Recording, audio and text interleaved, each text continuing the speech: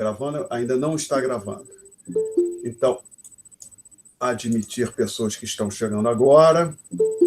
Admitir. Apresentar. Então, daqui a pouco deve aparecer para os senhores um quadro com um material da aula passada. E como eu disse para o outro dia, né? Eu tinha escrito.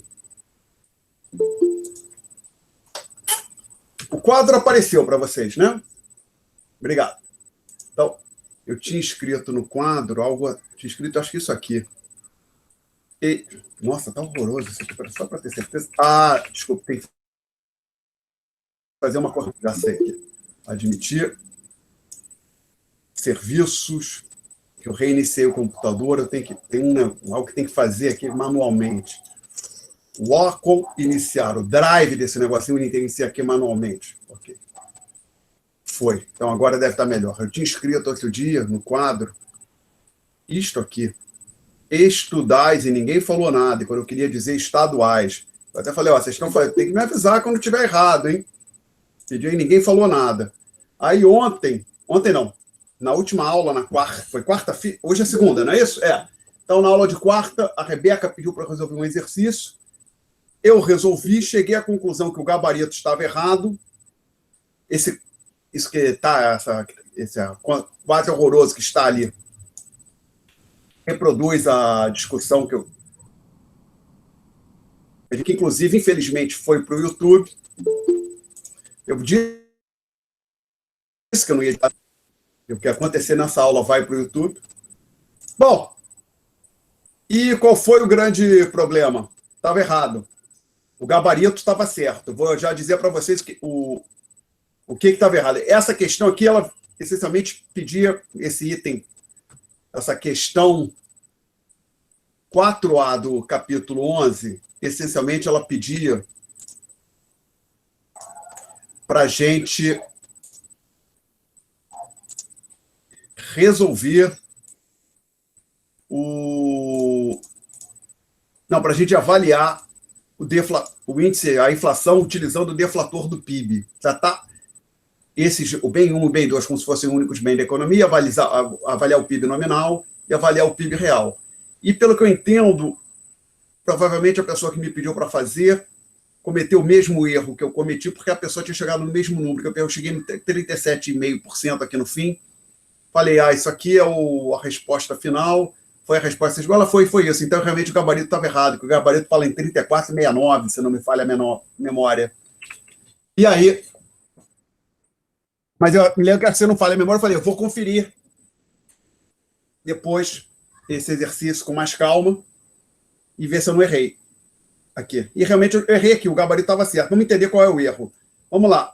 Y 2011, Y maiúsculo 2011 é o PIB nominal de 2011. Essa conta está correta. Então, ele realmente é 700.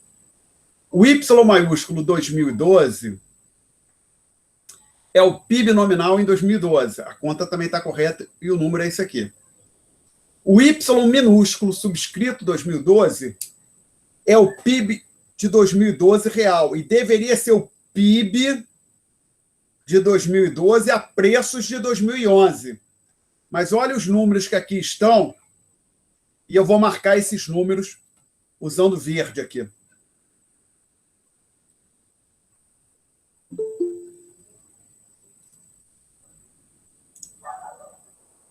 $10, 60, 30 e 12.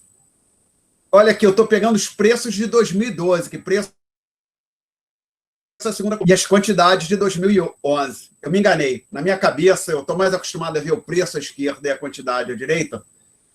Foi esse a razão da confusão. Provavelmente foi o erro também da pessoa que me pediu para fazer o exercício. Então, houve um erro. Então, o que estava no final da aula de quarta-feira, que está reproduzido aqui, estava errado. Esse número aqui está errado. Resultado final, porque houve um erro aqui. O correto... Vamos ver se eu acerto agora, né? Pelo amor de Deus, Alexandre. Vamos ver. Tentar colocar aqui. É Yzinho de 2012 igual a quantidades de... Não, preço, usando... Aqui não vai ter espaço, então, perdão, eu vou fazer embaixo aqui. Yzinho de...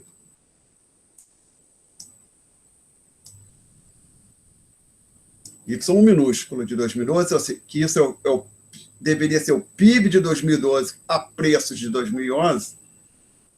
A gente coloca os preços de 2011,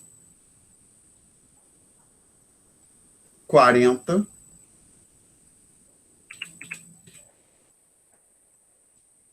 vezes quantidade, 12, mais, bem 2, preço de 2011, 10, quantidade, 50.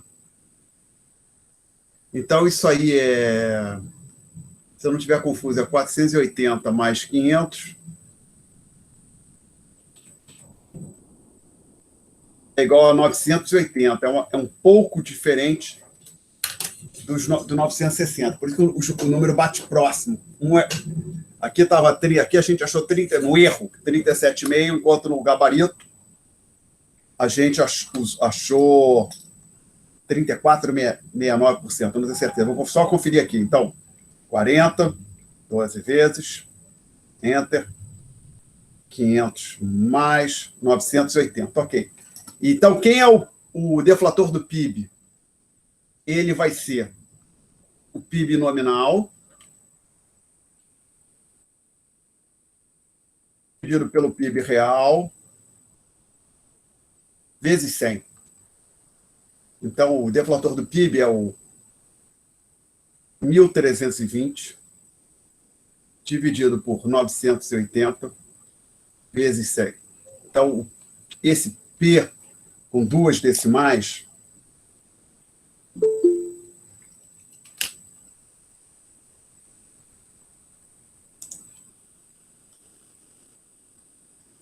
vai ser o seguinte, então, 1.320, 980 dividido 100 vezes 134,69. Não é por cento, tá? Isso aqui não é porcentagem, não. Agora, isso pode até dizer, se quiser, você coloca o PIB 2000, o deflator em 2012. E o deflator de 2011? O deflator de 2011 é 100. Porque 2011 é o ano base, tá? E para quem não lembra, que eu vou fazer um rascunho aqui embaixo, o P de 2011 é igual ao Y de 2011, dividido pelo Yzinho de 2011, vezes 100. Porém, o Yzão é o PIB nominal de 2011, e o Yzinho é o PIB de 2011 a preço de 2011, que é igual ao Yzão. Então, essa fração aqui é igual a 1, tá? Então, o que você tem que fazer é calcular a variação percentual daqui para cá. E essa variação percentual aí, é só para quem não consegue ver, no caso é só tomar a diferença, na verdade é 34,69%, que eu acho que é o número que tem no gabarito, tá ok? Não é 34,69% que a gente tem no gabarito? Sim ou não? Top, deixa eu ver se eu tenho aqui. Não, não tem. Não, não é isso que eu quero. Eu quero isso aqui. Impune. Não, não é isso. Atalhos. RI. PDF no website. Listas. Lista. Gabaritos. Questão 2, é isso. Professor, uma pergunta. É 34,69 no gabarito. E o que a gente tem aqui, perdão, isso aqui não preciso mais. O que a gente tem aqui, 34,69. Exatamente igual ao gabarito, tá? Peço desculpas pela confusão. Não deveria ter demorado tanto. Aí, alguém ia fazer uma pergunta. Pode falar que eu estou ouvindo. Eu queria saber se o P do ano base vai ser sempre 100. Com certeza. Tá. Obrigada. Quem fez a pergunta, que eu estava olhando outra coisa, não vi. Maria Vitória. Maria Vitória, obrigado. Com certeza vai ser sempre 100, Maria Vitória, porque... Posso apagar isso aqui? Não, não vou apagar. Vou fazer um rascunho aqui. O que acontece é o seguinte. O deflator é sempre assim. O deflator no ano T qualquer, é o PIB nominal, que eu estou usando o Y maiúsculo, tá?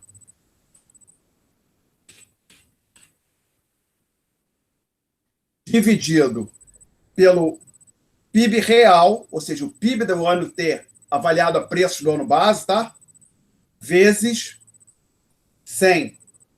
Então, o que é o preço do ano base? Vai ser o Y nominal do ano base dividido pelo Y real do ano base vezes 100. Mas essa fração aqui é sempre igual a 1 no ano base, porque o YZ B. Por quê? O YZ B é o PIB nominal no ano base. E o Yzinho B é o PIB do ano B computado com preços do próprio ano base. Quer dizer, por exemplo, quem é esse aqui? Esse é o PIB do ano T computado com preços do ano base. Então, este aqui vai ser PIB do ano base, quantidade do ano base e preço do ano base também. Então, o truque é que o Yzão B é sempre igual ao Yzinho B. Então, essa fração é sempre igual a 1. Então, o PIB, o deflator do ano base é sempre igual a 100. Tá? Mais perguntas? Obrigada. Nada. Então, pode tirar dúvidas sobre os exercícios agora? Pode, só uma coisa. Essa questão específica, alguém tem dúvida? Não? Então deixa eu apagar, que esse quadro está feio aberto. Que desgraça que isso vai para o YouTube. Não deveria. Acho que eu deveria ter um editor de imagem, uma pessoa para produzir os meus vídeos no YouTube. Mas, ok. Então, dúvidas. Yuri, qual exercício você ia pedir? Eu ia pedir o do capítulo 10, questão 7, que fala do PIB dos Estados Unidos. Só um minuto. Tem que olhar aqui. Capítulo 10. Eu não lembro de cabeça, né? A questão 7 do livro, né? Só uma coisa, daquelas mais longas ou... Assim, problemas e aplicações, né? Ah, sim. Deve ser, que tem os dados do PIB dos Estados Unidos. Sim. Faça a pergunta, Yuri. Já localizei a questão. Então, desde a... Esse é o capítulo 10, foi o primeiro que a gente discutiu, né? Sim. Então tá. Bom, deixa eu abrir aqui o gabarito. Então, tem alguma coisa feita aqui, ó, pelo o que for número. Desculpa, fala, Yuri. Então.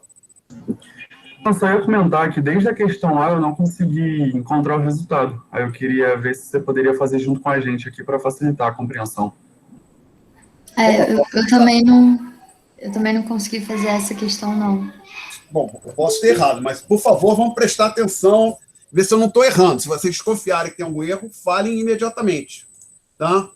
Bom, eu me lembro, inclusive, uma disciplina que eu... uma Economia Monetária 1, se eu não falei a memória, tinha umas listas de exercício, também tinha um gabarito, aí um dia uma aluna chegou, professor, eu estou com uma dúvida na lista, porque eu fiz e cheguei a um resultado diferente do gabarito, e é impossível o gabarito estar errado. É claro que pode estar errado, né? Não sei de onde é que a jovem tirou aquela ideia.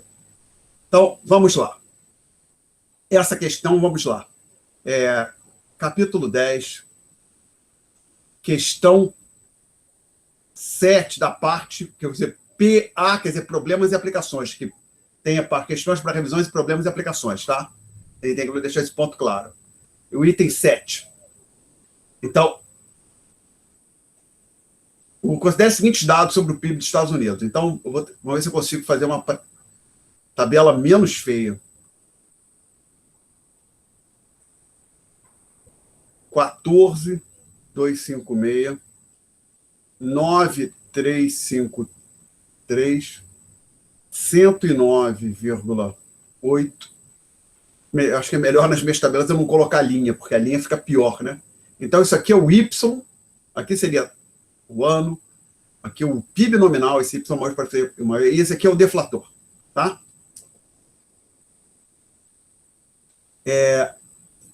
Então, item A. Qual foi a taxa de crescimento do PIB nominal entre 1999 e 2009, tá? Ou seja, nesse período de 10 anos. Então, a dica, a taxa de crescimento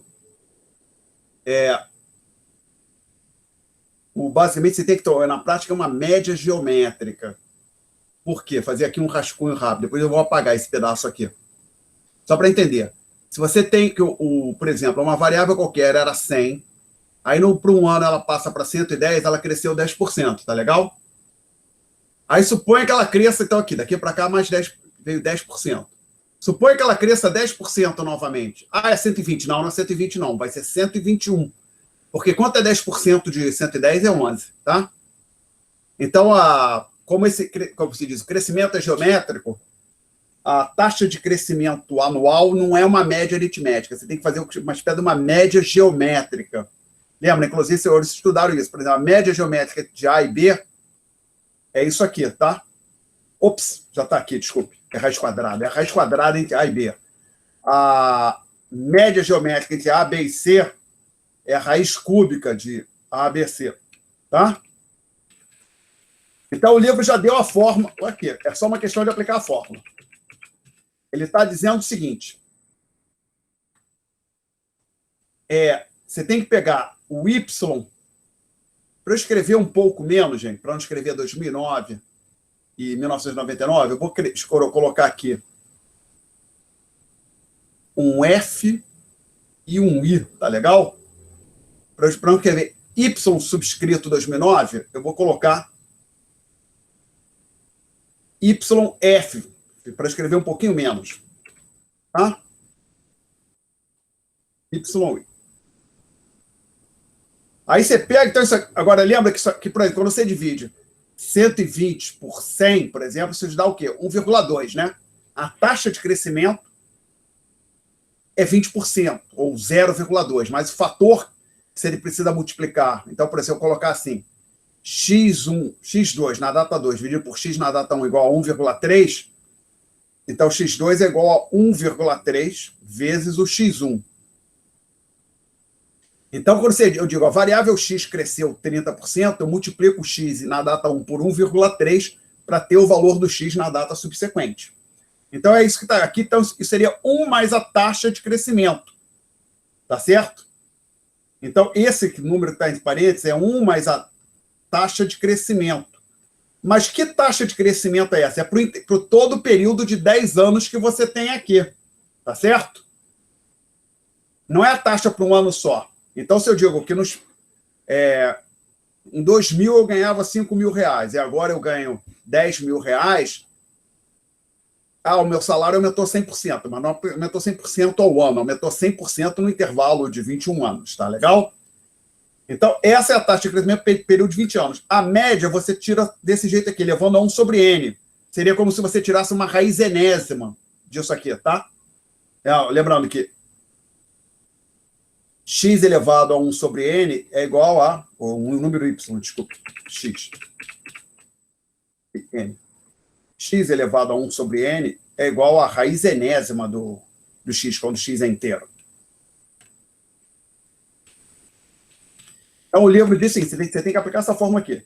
Aí subtrai 1, que aí é como se aqui, ao invés de ter 1,3, você tivesse 0,3. Aí, depois que você subtrai o 1, é que você multiplica por 100%. Que ele manda multiplicar aqui. Então, ele bota tudo isso aqui, ó, entre parênteses.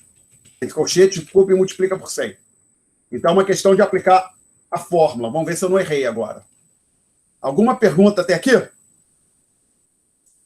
Não? Então, a gente pega agora aqui, pegar novamente a calculadora que eu vou usar do celular agora. Então, basicamente, o que a gente tem que fazer a seguinte conta. 14.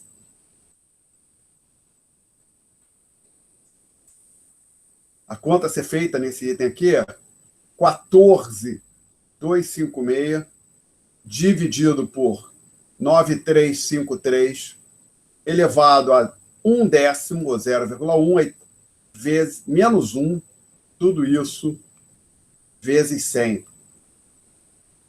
Vou ver aqui na minha calculadora quanto eu vou achar.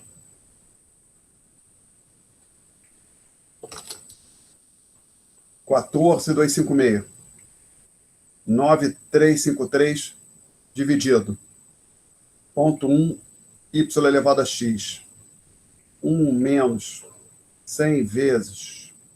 Eu achei aqui 4,30%. É isso que tem no gabarito? Vou conferir aqui. 4,3, eu vou ter decimal. Tá? Sim. Ok. 4,3. Ok, obrigado. Aí, para o deflator do PIB, Alexandre, perdão cortar a linha de raciocínio. desculpe, só uma coisa. Já vi aqui um comentário. Eu ia fazer um comentário. Pode falar, Yuri. Eu só ia pedir para você um favor de, se possível, mostrar para a gente como que foi a resolução dessa equação. Qual? Essa aqui? Isso. Isso? É. Eu só joguei na calculadora, Yuri.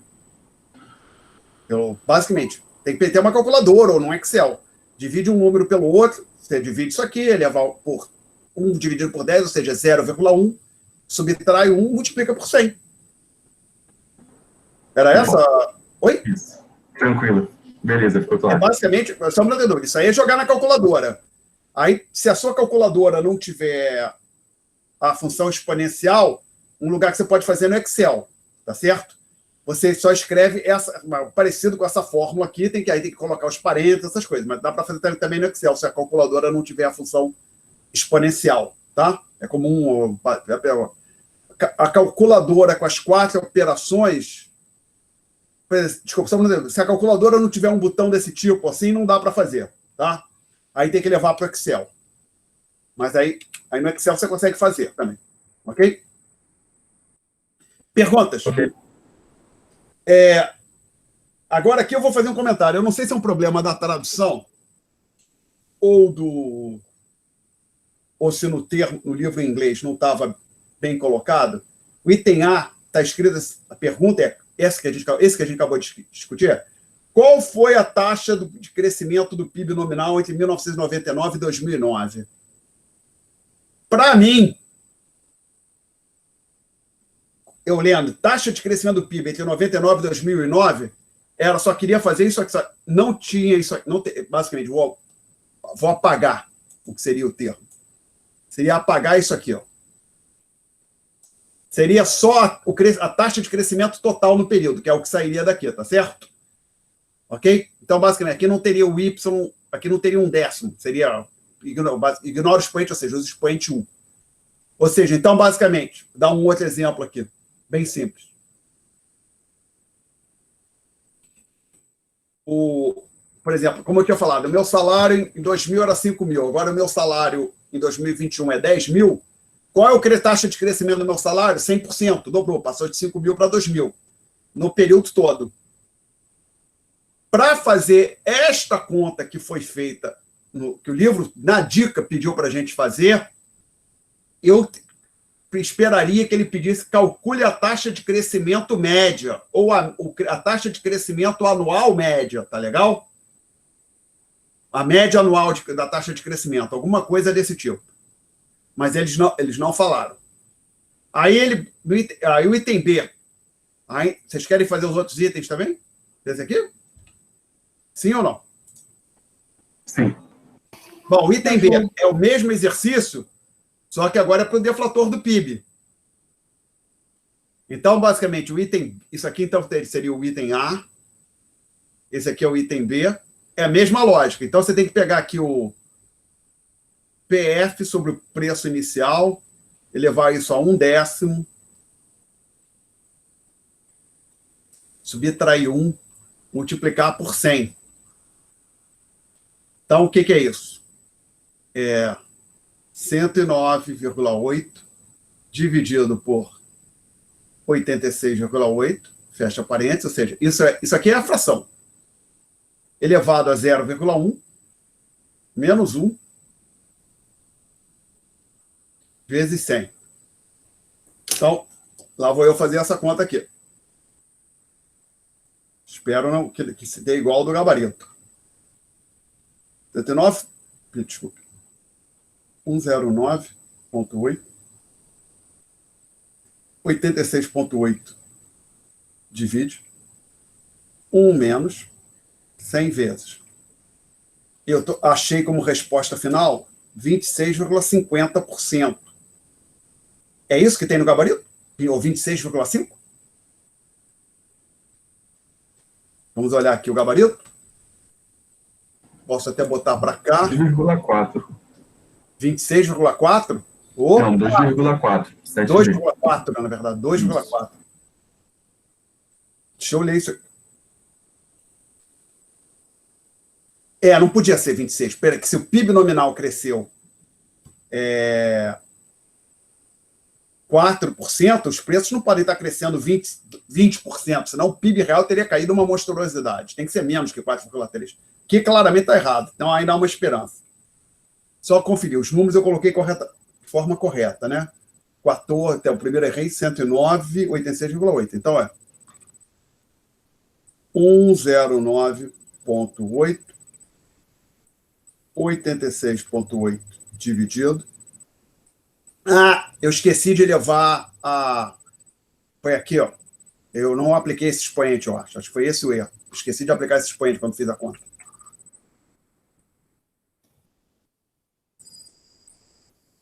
Agora vai.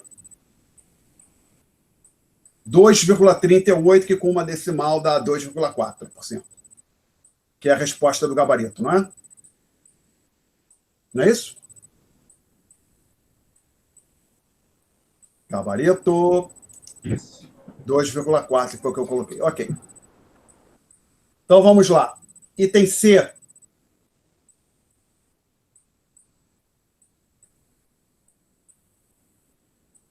Qual era o PIB real em 1999, medido a preços de 2005? Ele não...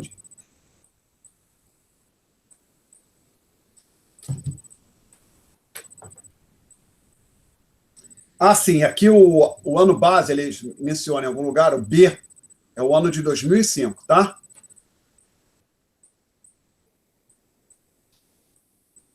Posso apagar? Alguém se opõe que eu apague? Então, eu vou tentar apagar tudo menos a tabela. Então, para isso, eu tenho que usar essa ferramenta aqui, que eu sempre me apanho com ela. Vamos ver se eu vou ter sucesso na utilização dela no dia de hoje.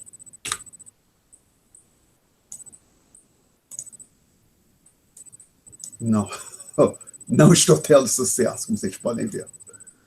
Também, a gente já apaga aqui.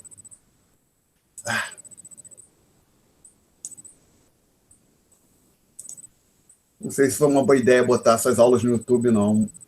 Eu ainda vou me arrepender disso. Muito embaraçante ficar errando essas coisas. Mas vamos lá. Item C, então, gente. Eu, como eu disse, apaguei tudo. Eu tentei manter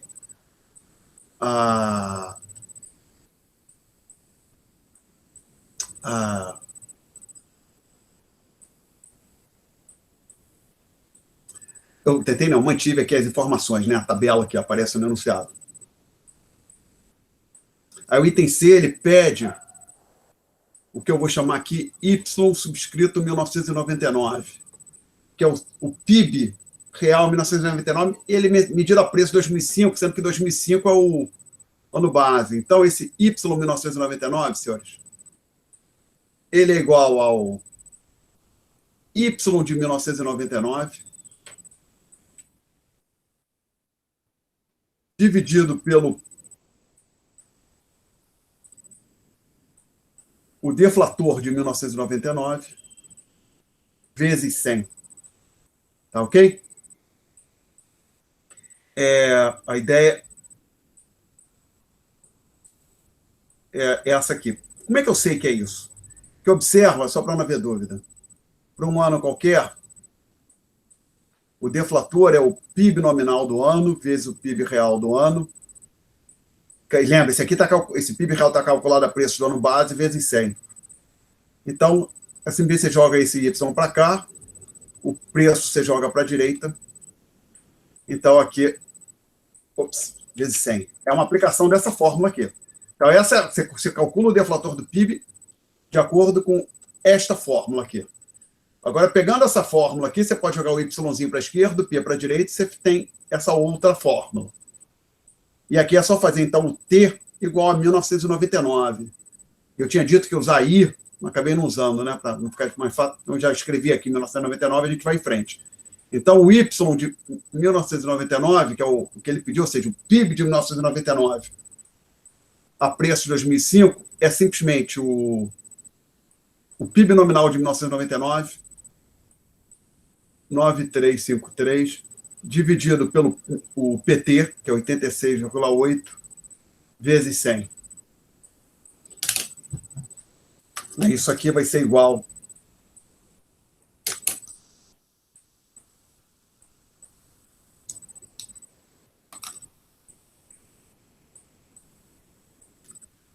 a 9353, enter, 86,8 dividido 100 vezes.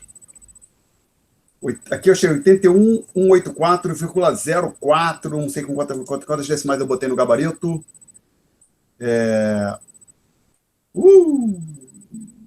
Tá errado por larga margem.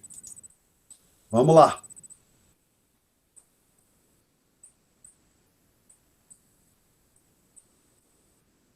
Nove, três, cinco, três. É o Y. Só uma coisa. Enter. 86,8 dividido 100 vezes. Aqui eu estou achando 10,775, ficou diferente do que eu tinha achado antes, 35. O que eu tenho no gabarito? Esse é o gabarito. É o gabarito. Então eu tinha errado na conta antes. Sempre é. E aqui esse 35, se botar com mais decimal, esse 30 deve ser um 34. Se botar, era 34,56. Então, quando arredonda para uma decimal, fica 0,3, tá? Então, no gabarito, não, simplesmente ficou isso aqui, tá? Obrigado. Então, eu tinha errado em conta aqui, na hora que apertei os botões na calculadora. Ou seja, só para não haver dúvida. O que está no quadro está absolutamente correto. A primeira vez que eu fui jogar isso aqui na calculadora, eu errei em algum momento, deu um número diferente. Quando eu fiz a segunda vez, cheguei a esse número, que é exatamente o que está no gabarito. Então, eu acredito que o gabarito esteja correto. Vou confiar no meu gabarito.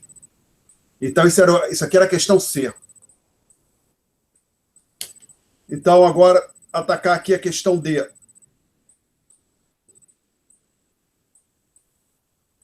É a mesma coisa, só que ao invés de pegar o de 1999, pega o de 2009. Pega o PIB real de 2009 a preço de 2005. Então, você avalia aqui o Y de 2009 é 14,256 dividido por 109,8 vezes 100. Então, o Y de 2009 vai ser aproximadamente igual. Vamos lá, Alexandre, tenta não errar. 14,256. Não, tinha errado, gente, está 12. 14,256. Agora está certo. 109,8 dividido 100 vezes 12,983,6. 12,983,6. Isso. É isso. Qual o gabarito, tá? Aí vem o item E. Qual foi a taxa de crescimento do PIB real entre 99 e 2009? Basicamente, então, você tem que calcular a taxa, comparar esses dois números que eu vou marcar em vermelho aqui. Ups, só ficou em vermelho, ficou preto, desculpe.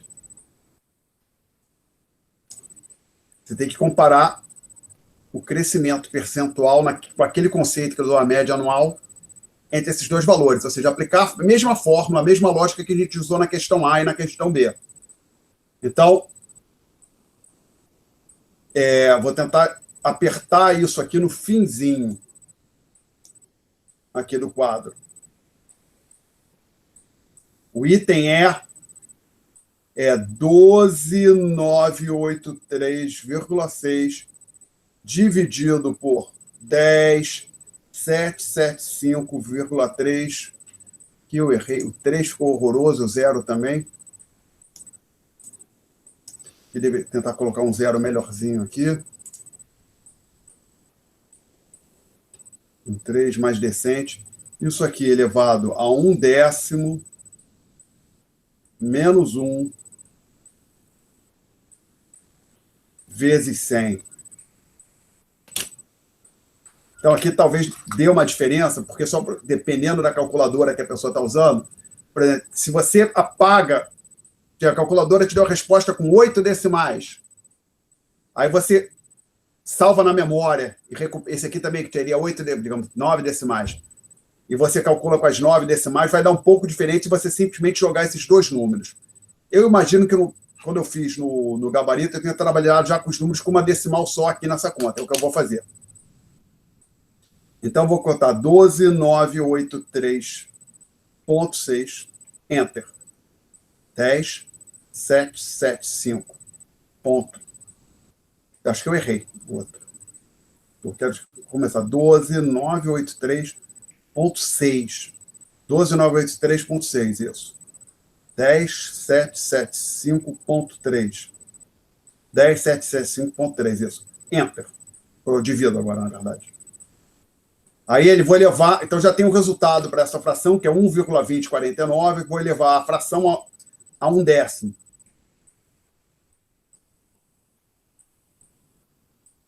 Aí apareceu alguma coisa, eu subtraio 1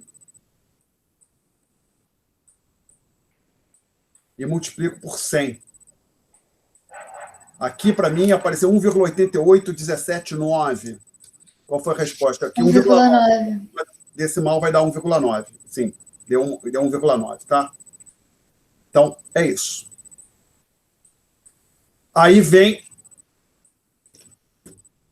Para quem está com a edição em inglês, agora que eu vi, os números mudam os anos também, se não me falha a memória, mas a lógica é a mesma.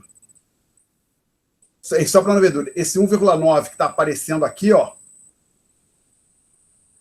é uma mera coincidência, tem nada a ver com 1,9 da edição em português, tá? Bom, aí o item F. O que ele pergunta? A taxa de crescimento do PIB nominal foi maior ou menor que a taxa de crescimento do PIB real?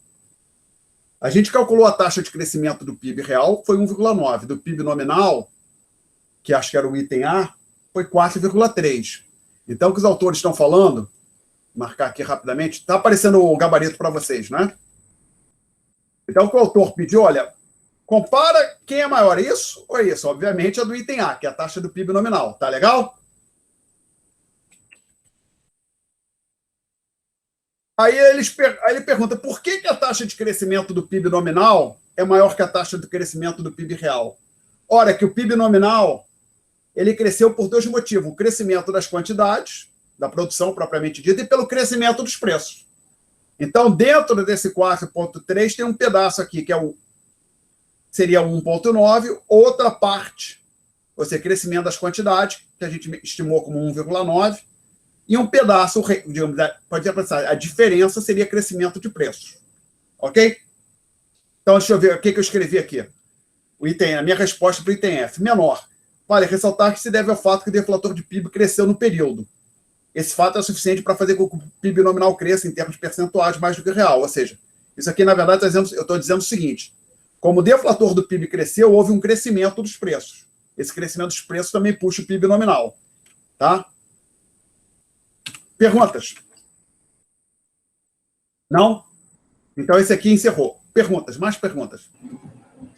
Eu tenho uma outra dúvida pontual, um pouco mais conceitual também, nessas questões adicionais, na número 1. Já aproveita que você já está aí. Não, pode ficar no gabarito mesmo, vai ser... Não, só que eu preciso, não, aí eu preciso abri-la, que eu não tenho no... Peraí, gabarito. E aí acho que eu tenho aqui lista 1, isso, né? Isso. Ok. Tem a questão 2 ou a questão 1? Não, a questão 1. Eu queria saber se o saldo em conta corrente do balanço ele é o valor negativo da poupança externa, porque eu não entendi direito. Exatamente. Então, vamos lá. Sua pergunta nessa questão aqui, vou ver se eu consigo rabiscar aqui. Basta eu não salvar, que aí não... Sim, é um fato. Vamos ver se eu consigo escrever aqui. Apesar de ser difícil escrever em PDF. Que o SE...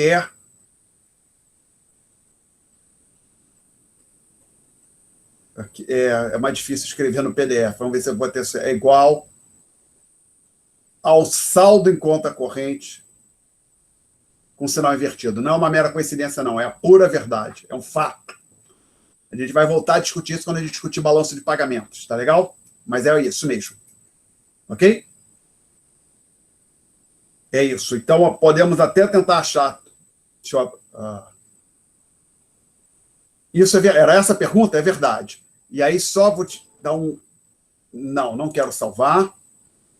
Quero fechar isso aqui também. Deixa eu pegar aqui tópicos, notas, tópico 1. Isso é o tópico 1, quando a gente começou a falar em PIB. Quero diminuir isso aqui um pouco. Olha aqui. A gente discutiu isso mais ou menos por aqui. Então, veja bem, vou tentar marcar aqui. Esse é a nota de aula para o tópico 1, página 5. Tem esse comentário aqui, tá legal? E esse pedacinho aparece aqui com sinal invertido, ó, tá? E eu devo mencionar isso com mais detalhe em algum lugar. Não. Na verdade, eu menciono aqui, ó. A diferença RM é denominada de poupança externa. É isso mesmo, tá? Ok? Aquela conclusão que você chegou, Yuri, não foi uma mera coincidência. É uma ideia geral. E aparece aqui, olha só. Agora que eu vi aqui, olha aqui. Um detalhe. Com um pequeno comentário só. Esse sinal que está aparecendo aqui, tá vendo, Yuri? Não é um menos, é um travessão, tá? É que esse software que eu uso para digitar essas notas, ele não me permite customizar o bullet item. Então, ele usa bullet item, no próximo nível hierárquico ele usa um travessão, tá? Então, isso aqui quer dizer o seguinte, a poupança externa, ela é dada... Vou botar aqui linha. A poupança externa é dada por esse pedacinho aqui, ó. Ok? Esse X menos E menos RLE é com sinal invertido. Porém, aí eu menciono aqui, esse sujeito que está entre parênteses aqui é o SCC. Então, a conclusão disso é que, conforme você mencionou, o SCC é igual a poupança externa com sinal invertido. Está absolutamente correto. Ok? Respondido, Yuri? Respondido, obrigado.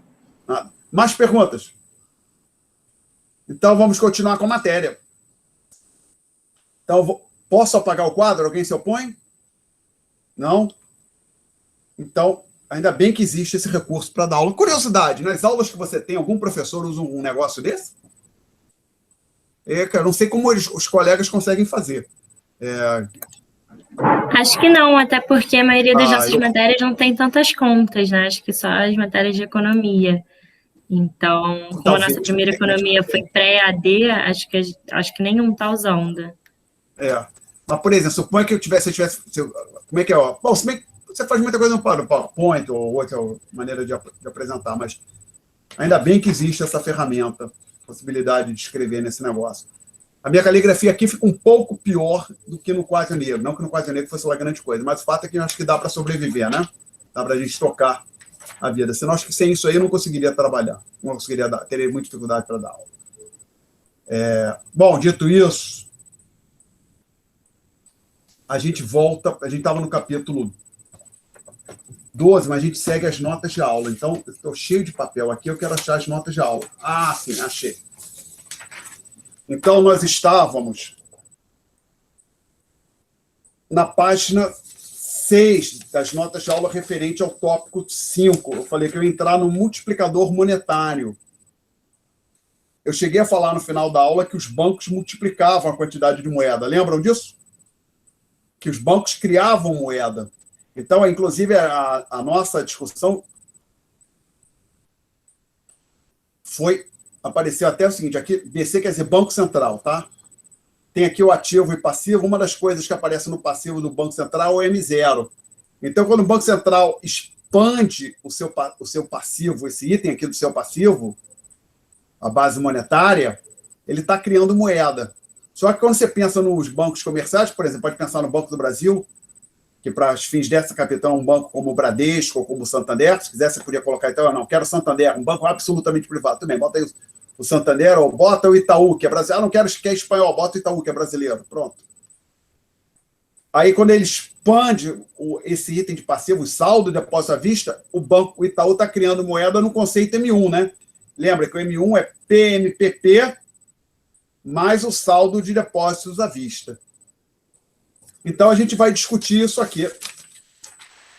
Então, recapitulando, no final da aula, na aula passada, a gente tinha discutido um sistema aonde, na página 5, os bancos mantinham 100% das moedas sob a forma de reservas bancárias, 100% dos depósitos como reserva bancária, então é o título do topo da página 5.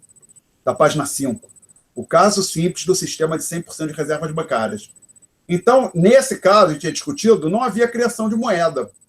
Você, basicamente, tinha lá um M0, que era igual a 100. Você colocava um banco na economia, que a gente chamou de primeiro Banco Nacional, e não havia criação de moeda. Você continuava com... o M0 era igual a 100, e o M1 também era igual a 100. E aí, você criava o Banco Nacional, você continuava com o M0 igual a 100, igual a M1. O que mudava era a composição, que antes do Banco Nacional, do primeiro Banco Nacional surgir, as pessoas só tinham moeda em espécie, o PMPP. Aí, quando surgia o Banco Nacional, elas entregavam o PMPP para os bancos e passavam para o Banco Nacional e passavam a ter depósito à vista. Mas o saldo total, tanto no M0 como no M1, continuava em 100. Então, esse era o primeiro título, caso simples,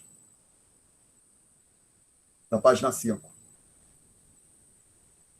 Aí depois, no título mais ou menos na metade da página 5, a gente falava de criação de moeda. Aí a gente discutia que o Banco Nacional ele não mantinha 100% dos depósitos sob forma de reserva, que aqui nesse exemplo, no caso simples, a ideia era assim, o banco recebia depósito em espécie, por exemplo, dentro de um cofre, jogava as cédulas e moedas dentro, fechava e não usava aquilo.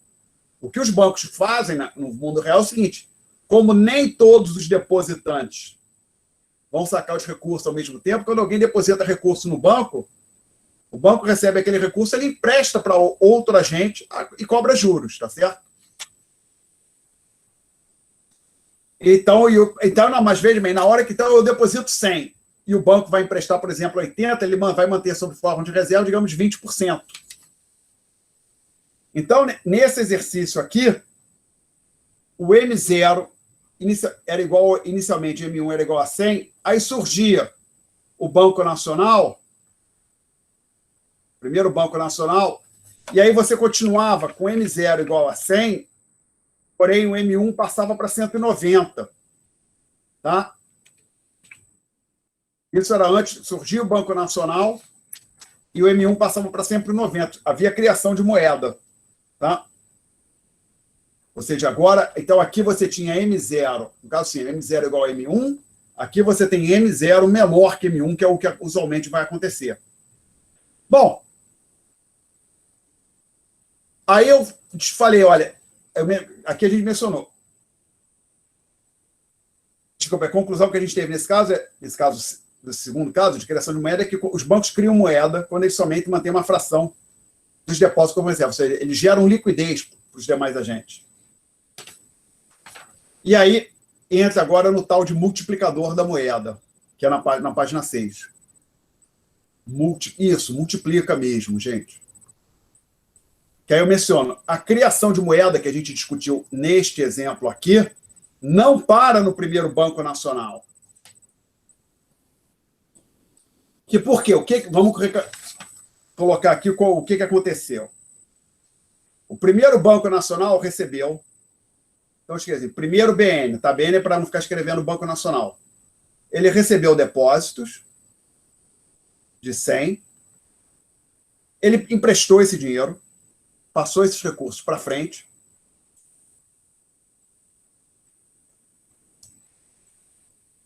e aí ele ficou com reservas no montante de 10 no ativo, e ele emprestou 90. Então, ele tem empréstimos que ele vai receber, em algum momento, as pessoas vão ter que devolver o dinheiro para o banco de 90. E o passivo dele são os depósitos à vista, DV, quer dizer, são os depósitos, que na verdade depósitos à vista de 100. Tá? Isso é o balanço que a gente tem, o segundo balanço pequenininho que a gente tem na página 5.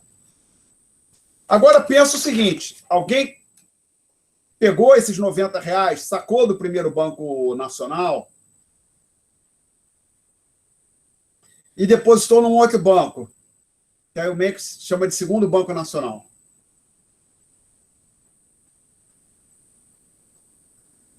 O que o nosso amigo segundo Banco Nacional faz?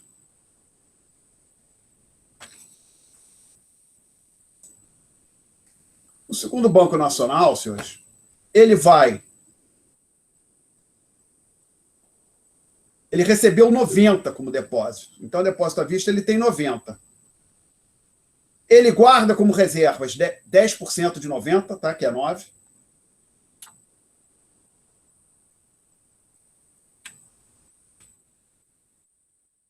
E empresta a diferença. 90 menos 9 é 81.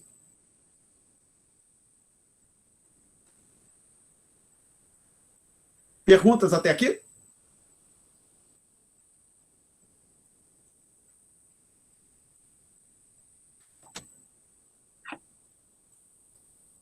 Posso apagar o lado esquerdo do quadro, gente?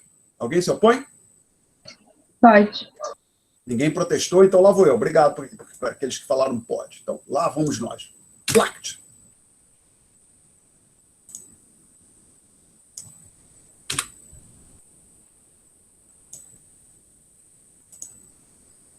Aí, agora, então veja bem, a ideia é que assim, o banco, a gente está por simplicidade, isso não é essencial para o argumento, é só para fins, facilita um pouco a exposição. Nós estamos assumindo que quem recebe um empréstimo tira o dinheiro do banco, tá? Então, e leva para outro banco, mas isso é absolutamente não essencial para a discussão. Então, alguém recebeu 81 do Banco Nacional, sacou esse dinheiro e levou para o terceiro Banco Nacional.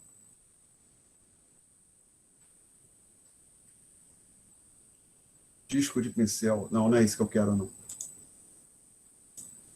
Quero isso aqui. Disco de pincel eu quero apagar, eu quero paleta de pincéis. Deixá-la aqui.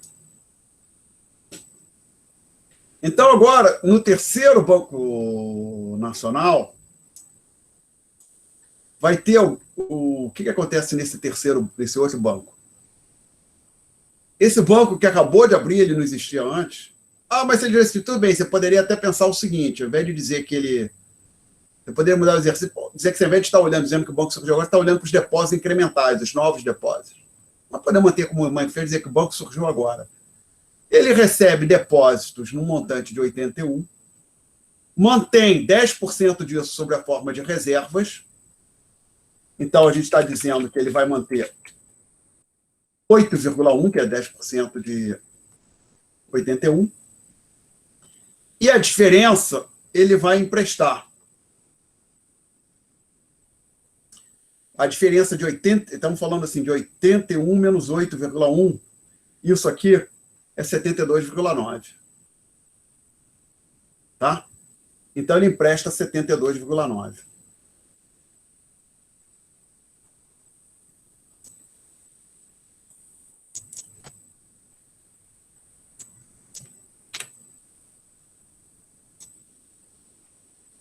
E aí eu coloco, depois desse balanço, na nota de aula, uma reticência, que é para dizer que isso aqui... Acho que não, preciso puxar isso aqui para cá, isso.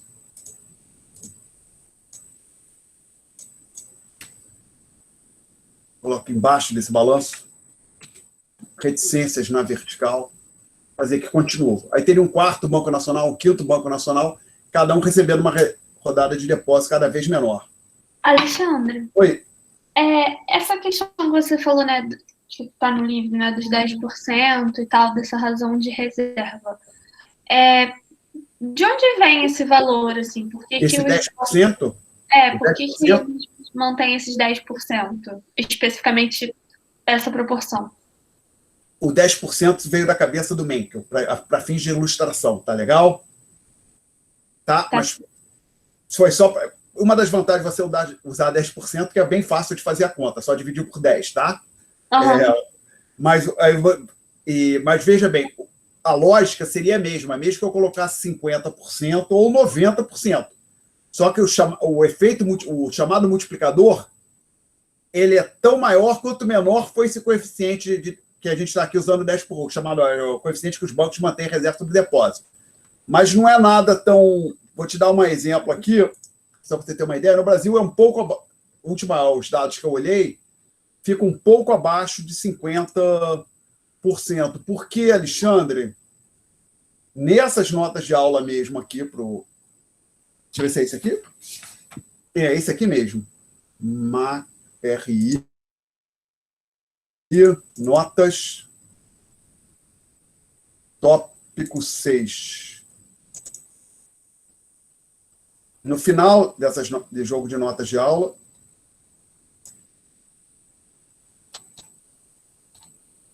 espera aí.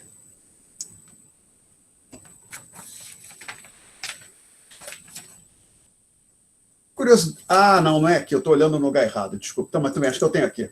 Vai aparecer agora. Bom, vocês têm essa tabela na última página das notas de aula, não tem? Sim. Ok. Para o Brasil, fica um pouco... Esse aqui é o 10%. Aquilo que o Mike falou que são 10%. Para o Brasil, em 2018, eram esses valores aqui, ó. Na última coluna da direita. Tá?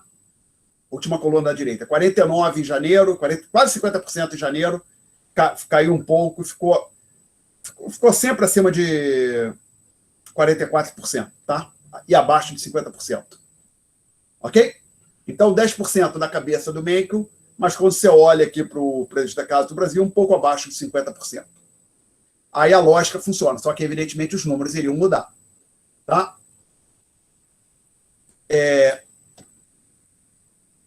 Eu respondi, Flora? Sim, obrigada. Nada. Então, assim, os 10%, o Mencken tirou da cabeça dele, provavelmente usou 10% porque fica mais fácil, a conta fica um pouquinho mais fácil, a discussão vai um pouquinho mais rápido. Então, observe aqui o seguinte, parando aqui, se a gente olhasse só para o que aconteceu até aqui, e a nossa hipótese é que as pessoas não guardam moeda, elas estão sempre colocando a moeda em espécie nos bancos, a gente vai ter, só de depósito à vista, vou marcar em vermelho, a gente tem 100 no primeiro Banco Nacional, 190 no segundo, 81 no terceiro. Então, o dever total da economia contém, e vai ser maior, porque tem nos outros bancos, tá? Então, eu vou, na verdade, até mudar esse sinal que eu coloquei aqui no fim. Vou dar maior ou igual? Eu quero vermelho ainda.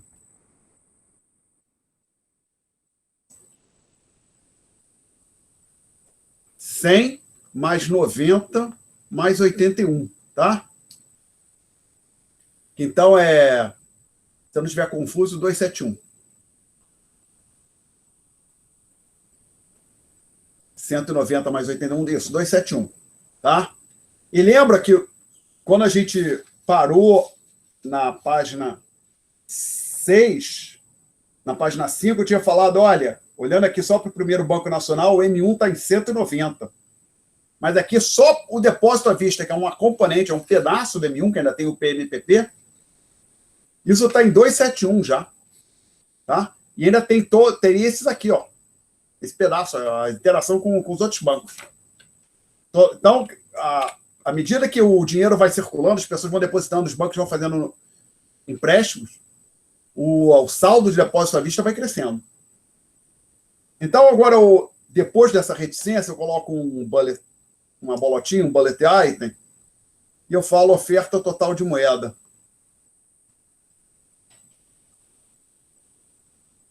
Vai ser o seguinte, vai ser 100 mais 90 mais 81. Tudo isso a gente colocou aqui. Alguém levantou a mão. Professor, você pode repetir a conclusão da aula passada?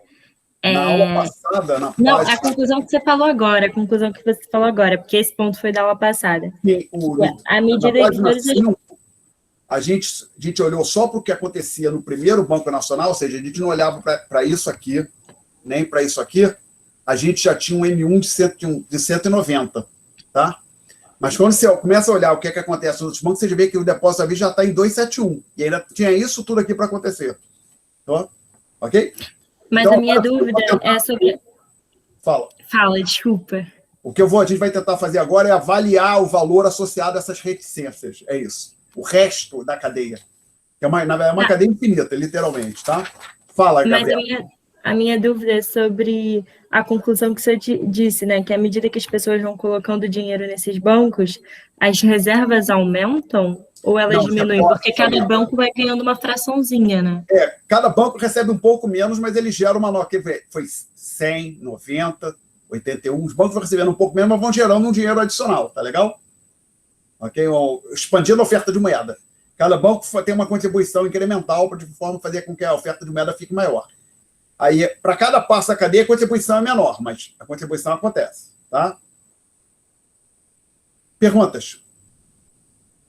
Então, olha, esse 100, esse 90 e 81 que eu coloquei aqui são exatamente esses três valores que estão circulados ali em vermelho. Aí eu coloquei aqui mais um passo de 72,9. Aí que eu coloquei uma reticência. Por quê? Porque eu observo que esse 72,9 é o que as pessoas que receberam empréstimo no terceiro banco vão sacar e levar para o quarto banco. Ok? Então, aqui ficou meio feio esse mais, ficou parecendo um 7. É 72,9 mais... Aí, reticências. Mas observe que isso aqui, se for olhar com cuidado, isso aqui é igual a 100 vezes 0,9 elevado a zero, que 0,9 elevado a zero é 1. Então, esse é o termo, vou tentar colocar colorido aqui. É esse termo aqui. Mais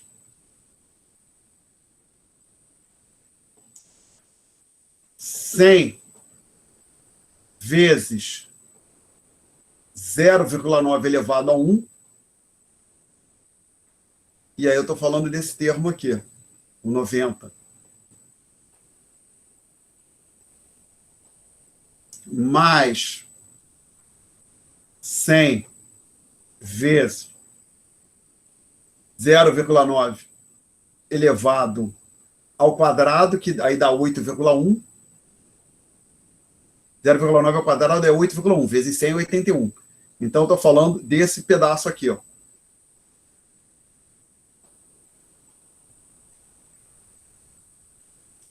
Mais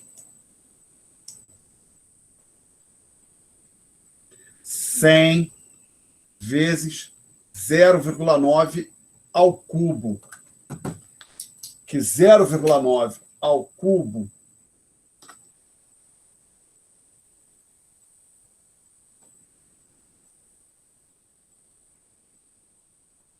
é 0,729 vezes 100 dá exatamente 72,9. Então, esse último pedaço aqui, eu coloquei, vou marcar em preto, é esse aqui, ó. E aí, mais reticências. Então, isso aqui pode ser escrito, agora eu coloco de novo aqui, é 100, que multiplica 0,9 mais elevado a 0, mais 0,9 elevado a 1, mais 0,9 elevado ao quadrado, mais 0,9 elevado ao cubo. E isso vocês conhecem. Ah, não, nunca viu. Mentira. Viu sim. É que pode ter esquecido. Isto aqui é a soma dos termos de uma PG finita. Finita não, desculpe, infinita. Soma dos termos da PG infinita com razão menor do que 1, que a razão aqui é 0,9, tá? Você está multiplicando, cada termo é igual ao termo anterior multiplicado por 0,9. Aqui era 1, depois foi 0,9 vezes 1, agora é 0,9 vezes 2, que é 0,9 ao quadrado, aí multiplica por 0,9, você tem 0,9 vezes 3. Isso aqui, matemática, quem quiser para depois procurar, a soma dos termos da PG infinita, posso colocar o rascunho aqui, eu vou continuar, vou fazer o rascunho da soma dos termos da PG. Tá? Isso aqui é válido para um número que, em valor absoluto, tem que ser menor que 1, esse aqui. Tá? Então, Q elevado a 0, mais Q elevado a 1, mais Q elevado ao quadrado, mais Q elevado a 3, blá, blá, blá, é igual a isso aqui, ó. 1 sobre 1 menos Q. Tá? Pode procurar um livro um texto de matemática, alguma coisa, tá garantido que é isso aí. Desculpe, é 1, porque aqui é o Q elevado a 0, o primeiro termo é 1, tá? Q elevado a 0 é 1, tá? Se você tivesse algo diferente, poderia ter aqui o primeiro termo. Se eu tivesse deixado 100 aqui dentro, então aqui eu teria 100, tá? Mas então, o fato é que aqui é 100 que multiplica 1 sobre 1 menos 0,9, que é igual a 100 vezes 1 sobre 0,1. Isso aqui é 10. Então, isso tudo dá 1000, que a fração é 10. Tá? E conclusão final, então, apertando aqui. Lembrando que nesse exercício, por hipótese, as pessoas estão entregando todas as cédulas e moeda para os bancos, o setor não bancário somente carrega moeda sobre a forma de depósito à vista, o M1 vai ser igual ao total de depósito à vista e ambos são iguais a 1000. E lembra que o M0 ficou inalterado, é sempre em 100. Então, você tem um multiplicador aqui de 10. Tá? Perguntas até aqui. Posso apagar o quadro ou vocês querem mais alguns minutos para copiar? Professor, sobre a soma da PG, esse número, né, vai ser 1 ou vai ser o primeiro número da... Basicamente, você poderia ter colocado de forma mais geral assim, ó. Se você tivesse colocado assim, A seria o primeiro termo, tá legal? Que Q elevado a 0 é 1, tá? A vezes Q1, aí seria o segundo termo, tá? Aí a fórmula seria essa aqui, ok? Tá bom. Aí você pode interpretar aqui do jeito que eu fiz aqui, eu botei o A em evidência. Tá legal? Uhum. Talvez você lembre assim, A sobre 1 menos Q. Ou, às vezes, alguns autores colocam, você coloca assim, A0 vezes 1 menos Q. Tá?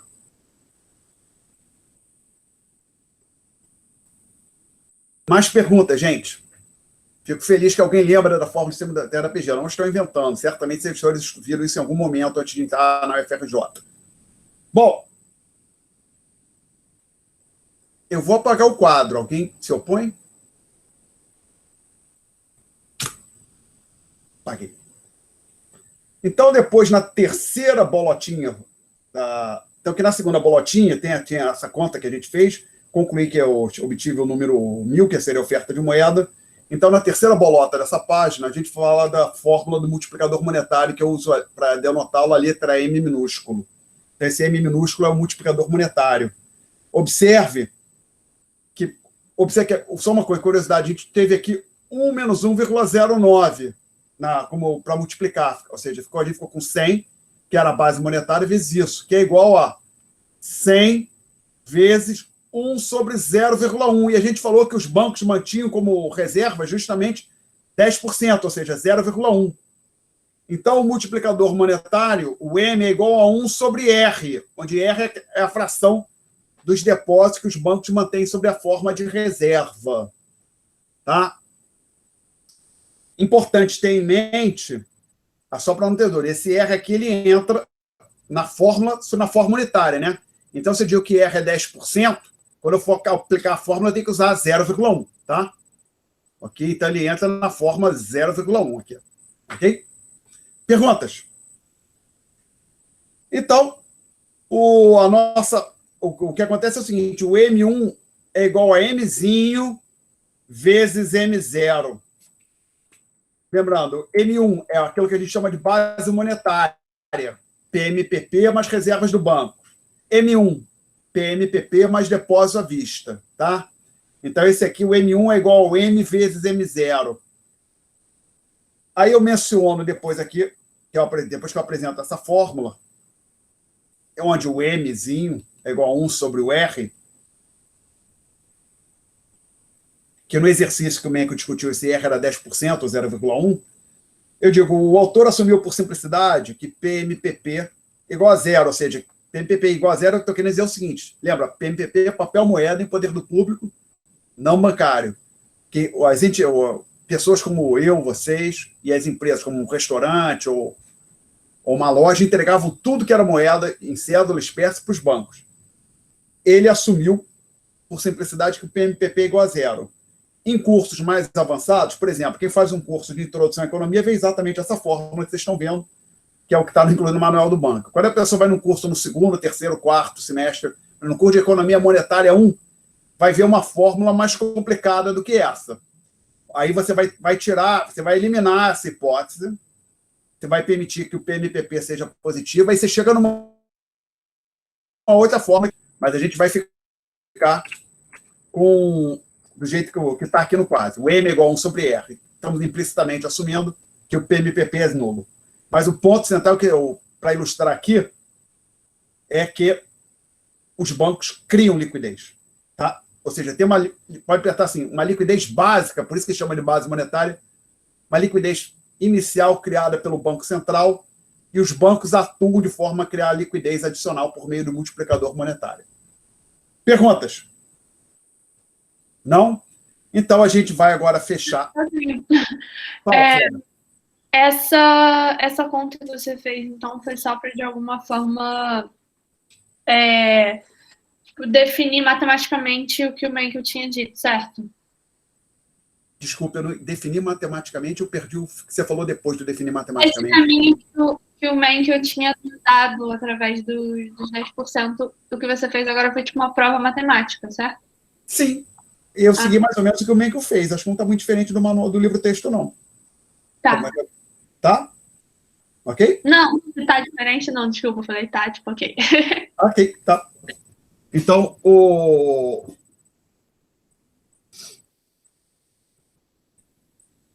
Então, agora a gente vai entrar nos chamados instrumentos de controle monetário do FED.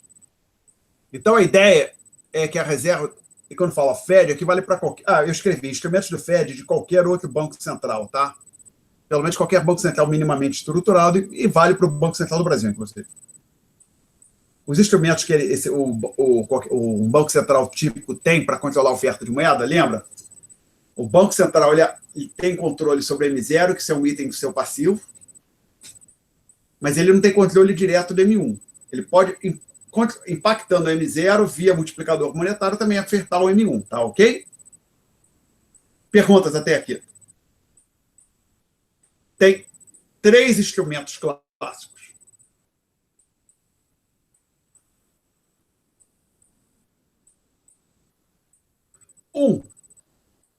Chamada operações de mercado aberto, que é a nossa tradução para open market, que é a tradução literal. São utilizadas com maior frequência. O que é isso? É quando o Banco Central compra e vende títulos públicos que estavam em poder de outras entidades, de outros agentes, particularmente de banco privado. Então, um dia o Banco Central vai no mercado de títulos públicos e compra títulos que estavam em poder do Bradesco, do Santander, de uma corretora. Ele está... Como é que vai ser? Hoje em dia não é mais assim, evidentemente, né? É tudo feito por registro de computador. Mas antigamente é como se o Banco Central entregasse moeda em espécie para quem vendeu o título e recebesse o título. Então, quando o Banco Central compra o título, é como se ele recebesse o título, um ativo, e entregasse moeda para quem está vendendo o título. Então, quando ele compra títulos, ele expande a oferta de moeda, ele injeta moeda na economia. E, estritamente falando, por exemplo, a operação do Banco Central com Bradesco, hoje em dia, não vai envolver a entrega de moeda, nem do título físico. Antigamente, os títulos públicos existiam lá, um papel que era o título público, né? Hoje em dia, são simplesmente registros no computador, né? O que acontece hoje é simplesmente o seguinte, é feita uma transação, aí o Banco Central, por exemplo, ele está comprando títulos do Bradesco, simplesmente fica registrado que o Banco Central tem mais alguns títulos, ele aumenta, olhando para o passivo do Banco Central, o balanço do Banco Central, a gente tem ele aqui bem simplificado, eu acho.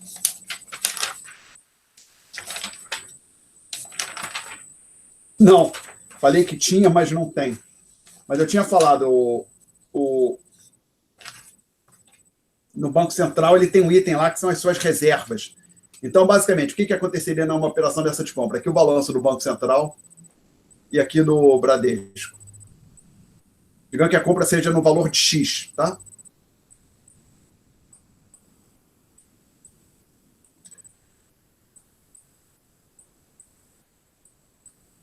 O Banco Central ele está comprando títulos, então ele tem mais X de títulos públicos. Ele tem uma conta lá do Banco Central, títulos públicos em poder do Banco Central. Isso aqui cresce em X. No passivo, aqui o M0, que vai ter lá PMPP e reservas dos bancos. Aqui dentro vai ter mais X, lembra? Então, tentei deixar o M0 um pouco para a esquerda, acho que eu não tive sucesso. Então, vou tentar melhorar isso aqui. E eu não sei porquê. Acho que eu torço a cabeça assim e escrevo bem na diagonal, né? E eu acho que no quadro negro eu não faço assim. Tá vendo o quadro negro? Você fica em pé, é mais difícil você torcer o corpo, não sei, na cadeira. Tá? Então, tem mais X no M0, mais especificamente aqui esse item reservas. E o Bradesco? O Bradesco também vai ter no seu ativo uma conta títulos públicos.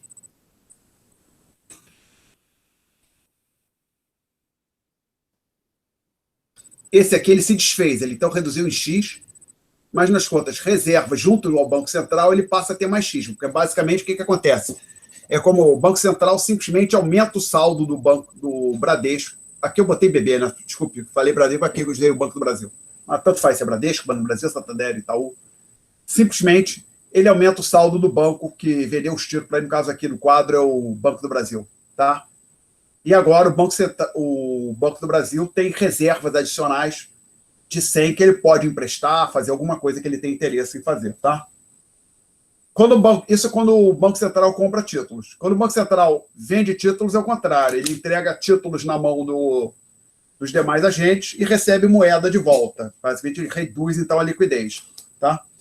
Então, as operações de mercado aberto são instrumentos mais utilizados pelos bancos centrais, que ele pode fazer com relativa simplicidade, pode, então, assim, de manhã fez algumas operações de mercado aberto, chegou à conclusão que tem que fazer algumas adicionais, faz à tarde, aí de manhã ele comprou títulos, chegou à conclusão, comprei título demais, daqui a algumas horas ele pode vender títulos.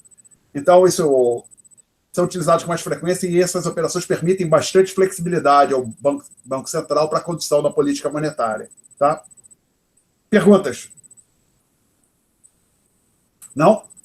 Então, agora vem o segundo ponto. Alteração. Professor, desculpa, eu não entendi muito bem. Pode explicar só a parte do quadro de novo, desse esquema que você fez? Que eu me perdi um pouco. O balanço? Isso. Ou falei no fim? O balanço mesmo. A ideia é o seguinte, aqui o Banco Central ele está comprando títulos no valor de X, tá? X bilhões de reais, por exemplo. O que acontece quando acontece essa transação? Seu banco está comprando aqui no caso do Banco do Brasil, tá?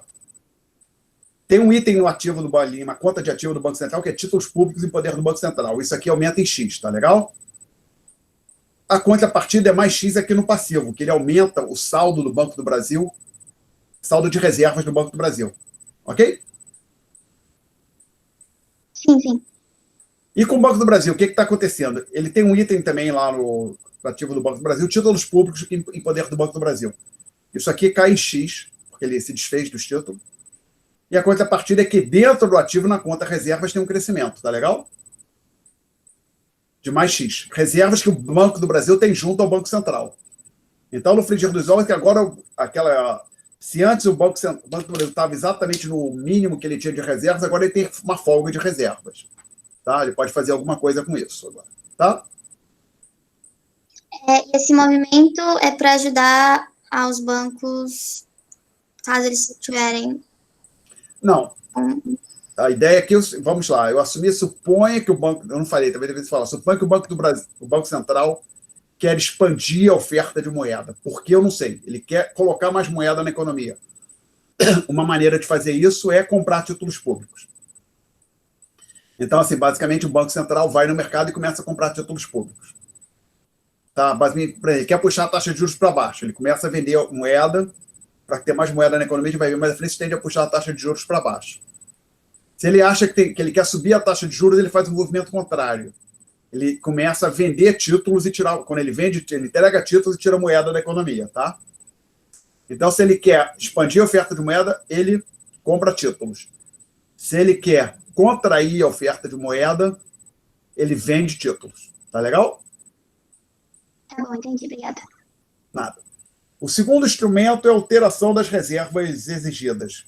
Essas reservas exigidas, é que, vamos lá, aquele R, que, assim, que no exercício do Menkel era 10%, na ilustração que a gente acabou de discutir até agora há pouco,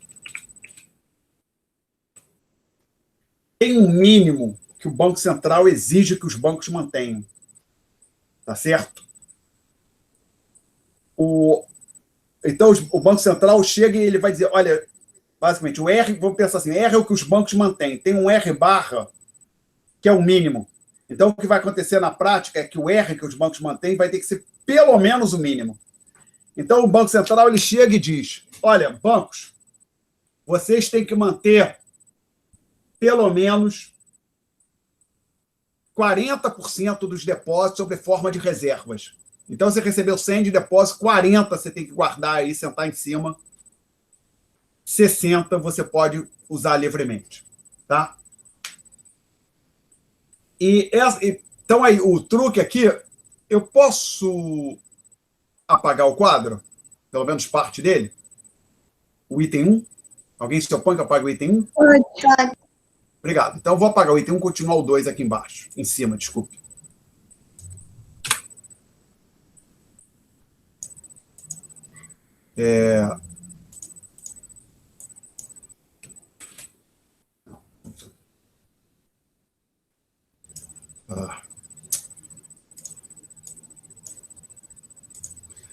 Continuando o 2, então, aqui, vindo daqui... Ops, não, esse foi horroroso que me tomou espaço ali. Então, o fato é o seguinte, estão saindo daqui de baixo, vindo aqui para cima. Tá?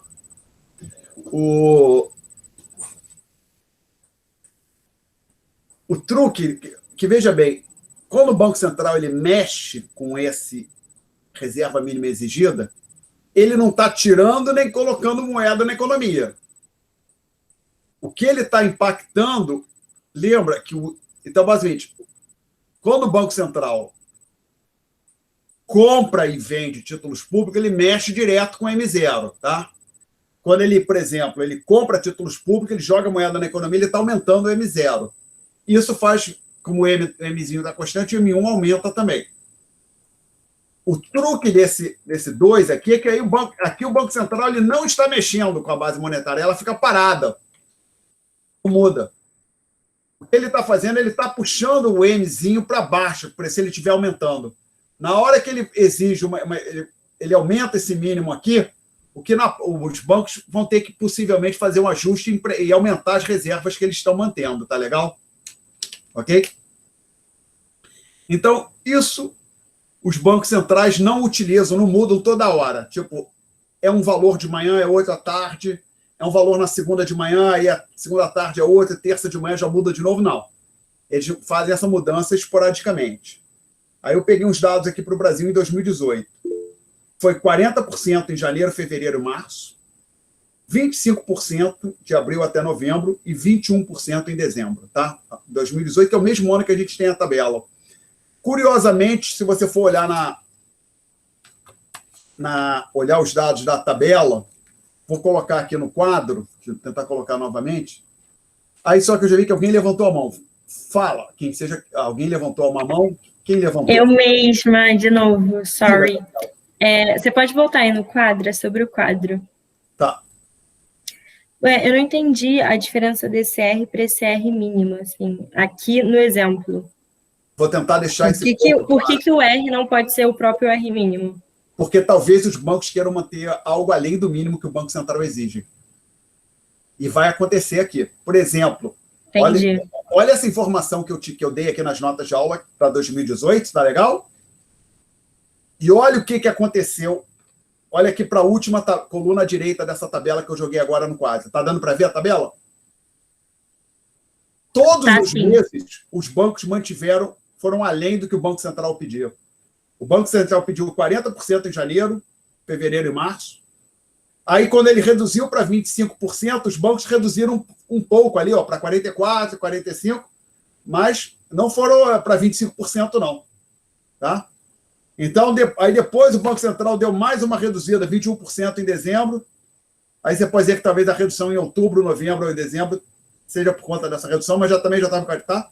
Então, assim, para o grosso, ao longo do ano de 2018, o máximo que o Banco Central exigiu foi 40%. Os bancos sempre estavam além do 40%, tá? Sempre estiveram além do mínimo exigido do Banco Central. Beleza. Mas a ideia aqui é o seguinte, na hora, então, por exemplo, suponha que assim, o R barra era, vou dar um exemplo, o R barra era 20% e os bancos estavam trabalhando com R de 30%. Então, a ideia é, reduz o R barra para, digamos, para 15%, passa para 15%, aí talvez os bancos reduzam o R para 27%, tá legal?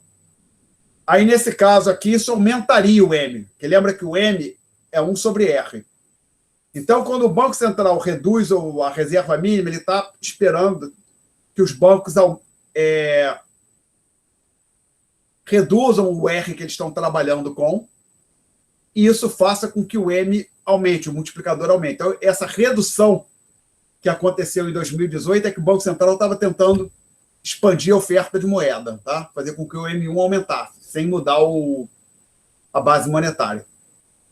Se o Banco Central puxar para cima, fazer o movimento contrário do que foi feito no Brasil em 2018, jogar isso para cima, quer dizer que ele está com jogar o R para cima, o R mínimo para cima, ele está tentando reduzir o M, né? Isso aqui cresceria e o M tenderia a cair, tá? Perguntas? Bom, não? Então a gente entra no último item aqui, que é a alteração na taxa de redesconto. Alterações na taxa de redesconto.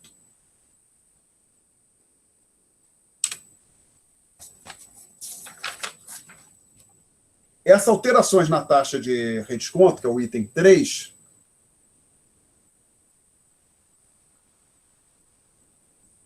primeiro esse nome, em inglês ele usa o discount rate, não usa a palavra redesconto, mas aqui a gente usa redesconto, é a palavra que a gente usa.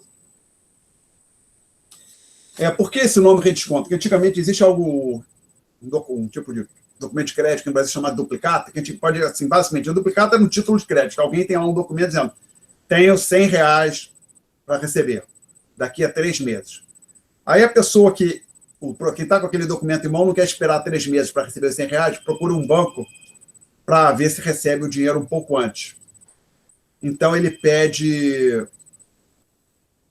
entrega o dinheiro para o banco, o dinheiro não entrega aquele título que dizia lá, vai receber R$100 daqui a 1 mês, ou 3 meses, e o banco, tudo bem, eu te pago agora por esse documento R$92, você tem um desconto de 8. Então, o documento era descontado. Aí, suponha que depois o banco quer pedir dinheiro emprestado para o Banco Central. Aí, ele usa como lastro, como garantia da operação, este documento aqui que ele já aplicou um desconto. Aí, o Banco Central, você tem aí esse que vai receber 100, que você pagou 92, por esse aí eu te pago, digamos, 85, por exemplo. Ou seja, tem um novo desconto. Por isso que diz que é um redesconto. Tá ok? Então, olha, o nome redesconto vem daí. É como se fosse um empréstimo. Na prática, é um empréstimo onde fica uma garantia, um título, que na prática passa por uma nova rodada de desconto. Então, vem daí o nome, permanece até. Então, hoje em dia, qualquer dinheiro que os bancos pegam no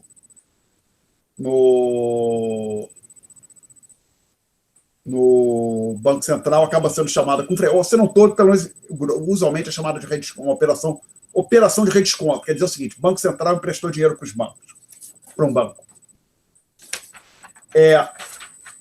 Então, por que isso é importante? Que basicamente. Professor, desculpa interromper, mas o que você quis dizer é que, por exemplo, um banco pegou R$100 emprestado do Banco Central E aí depois, na hora de pagar, ele pagou 92? Não, não é isso não. Alguém, por exemplo, um restaurante ou um estabelecimento comercial qualquer tem R$100 para receber daqui a 3 meses. Aí ele vai no banco, procura um banco qualquer, por exemplo... Qual era o número que tinha aqui? Eu esqueci.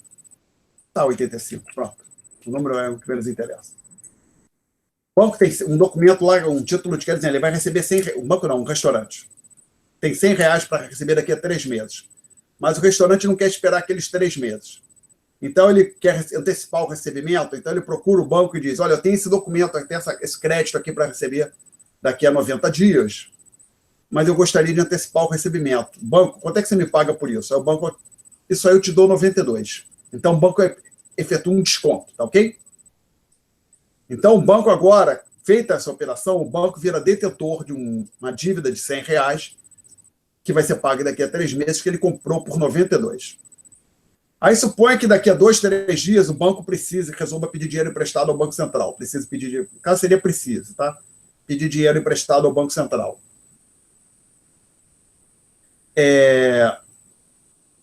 Na hora que o banco procurar o Banco Central, ele vai chegar ao Banco Central, me empresta dinheiro, eu te dou deixo aqui como garantia esse documento que eu recebi aqui há poucos dias, que daqui a 3 meses pode ser convertido em R$100. Aí o Banco Central vai olhar para isso, isso aí eu te dou 85, por exemplo. Não te dou 92, te dou 85. Aí o banco, tá bom. Então houve aqui, a passagem daqui, houve um desconto de 8, agora aqui é uma nova rodada de desconto, que no caso é 7, tá legal? E aí depois o Banco Central recebe esse 100. Não. Se o Banco Central... Aí depende como é o... Vamos lá, se o Banco Central tiver comprado o documento, o Banco Central vai receber os 100. Pode interpretar assim. Se os R$100 só ficou apenas como uma garantia, caso que basicamente pode ser feita, a operação pode ser feita de 2 maneiras. Simplesmente o Banco Central compra o título e passa a ter direito a receber os 100, ou simplesmente o Banco Central empresta 85 para receber 100, mas vai receber 100 do banco. E se o banco ficar inadimplente, o Banco Central se apropria dos 100, que é a garantia, tá legal? Okay? Entendi. Uhum. Aí depende exatamente de como é acertada a operação. Tá? Bom, então, por que essas alterações na taxa de desconto são importantes? Deixa eu usar um R barra para dar por exemplo, que ele falasse em 5% ao longo do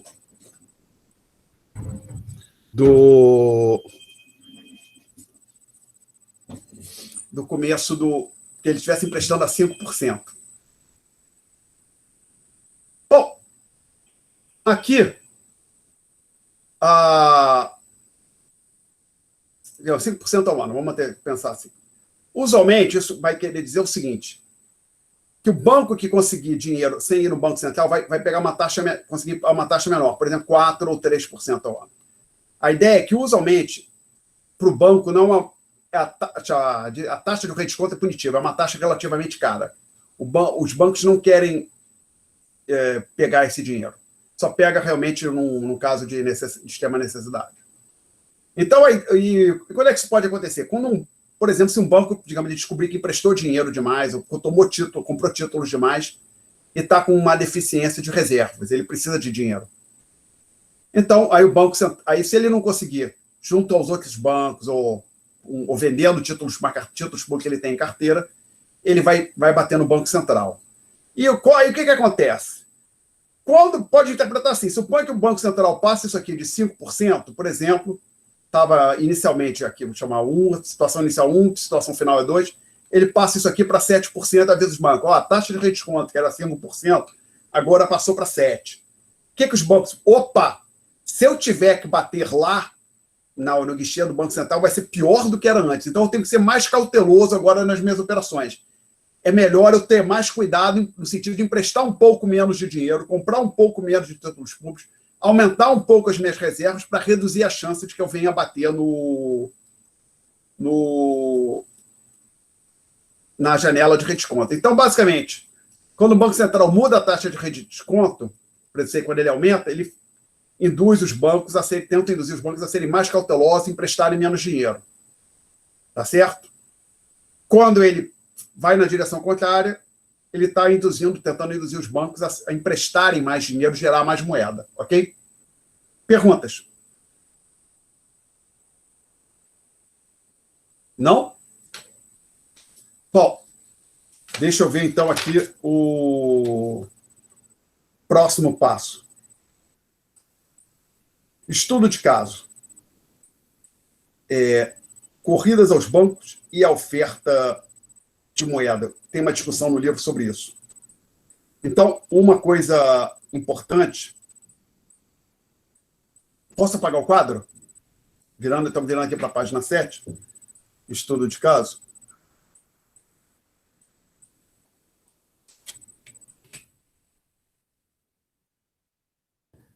Na página 7, o que está acontecendo? Eu menciono que nos Estados Unidos, durante 1929 e 1933, houve uma queda de 28% na oferta de moeda de conceito M1. Então, houve uma grande contração monetária no período da Grande Depressão. A Reserva Federal atuou na direção contrária. No momento, ela deveria ter expandido a oferta de moeda, ela contraiu. Então, inclusive, quando houve a crise de 2008, a Reserva Federal Americana teve cuidado para não cometer o mesmo erro que foi cometido na crise de 30. E vários autores argumentam que isso aí agravou a crise de 30.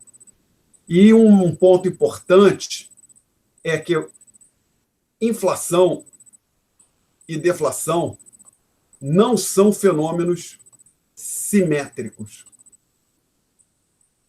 Não são simétricos. Por quê? Você pensa assim, quando você tem inflação, o nível de preço vai subindo, tem uma taxa de inflação. Então, o truque, vamos pensar assim, a taxa, a gente já discutiu aqui, se não me falha a memória, eu mencionei que a taxa nominal de juros, aí estou usando então R aqui para taxa nominal de juros, tá? Acho que a gente usou isso aqui, não foi? Não discutimos isso aqui em algum momento? Taxa nominal de juros igual a taxa real mais inflação? Não discutimos isso aqui? Sim. Tá. Então, observe o seguinte, isso aqui vai crescendo. Desculpa, vamos lá. O que acontece com a inflação? Suponha que você tenha a seguinte situação aqui. R, Rzinho e π. Suponha que você estava aqui nessa situação, digamos aqui. Rzinho era 1%, inflação 1%, e esse aqui, 2%, tá? Lembra que isso aqui era até eu falei, uma aproximação, não é exato. Aí, quando você tem a inflação, digamos que esse aqui passasse para 4%, esse aqui pode ir para 5%. Não, desculpa, pode permanecer em 1%. E esse aqui vai, então, para 5%. Agora, suponha que você tenha uma deflação, uma queda dos preços. Isso aqui seja, por exemplo, menos 4%. O problema é se você mantivesse isso aqui em 1%, se você mantivesse a taxa real de juros em 1%, como eu fiz, né, quando eu passei daqui para cá, agora eu estou passando daqui para cá, 1%, esse aqui iria para menos 3%, não é isso? O problema é que a taxa nominal de juros usualmente não vai ser negativa, não pode ser negativa de forma generalizada. Por quê? O que é uma taxa nominal de juros de 10%? Eu pego R$100 emprestado, pago 110. Uma taxa nominal de juros de 0, eu pego R$100 emprestado, pago 100. E uma taxa nominal de juros, digamos, de menos 5%, eu vou pegar R$100 emprestado e pago menos 5, ou seja, recebo mais 5 depois. Não funciona. Então, o problema é que esse aqui fica em 0. Ou não cai muito abaixo de 0, mas dizer que é 0. Então, para onde que vai ter que acontecer? Para que isso é 0, é que a taxa real de juros vai ter que subir. Então, o problema é o seguinte, você pode ter a inflação crescendo, a taxa de juros real ficar constante. E a taxa nominal de juros cresce. O problema é que quando a inflação começa a cair, se a inflação começa a ficar negativa, chega uma hora que a taxa nominal de juros não cai mais. E se a inflação continua caindo, quem tem que crescer, a taxa real de juros tem que crescer. Então, os empréstimos em termos reais começam a ficar mais caros. Tá? Então, o que aconteceu nesse período é que houve uma deflação nos Estados Unidos, isso estava na prática fazendo com que a taxa real de juros crescesse, ficasse muito alta. Então, isso agravou a recessão. Ok? Perguntas? Não temos? Então, senhores, eu acho que eu estou encerrando por aqui. Quarta-feira, infelizmente, não tem aula. Segunda-feira a gente retoma, tá? Tá bom. Oi? Não, só falei tá bom. Tá bom, então a gente se fala, gente. Obrigado. Obrigada, professor. Valeu, professor. Boa Obrigado, noite. professor. Boa noite, professor. Obrigada.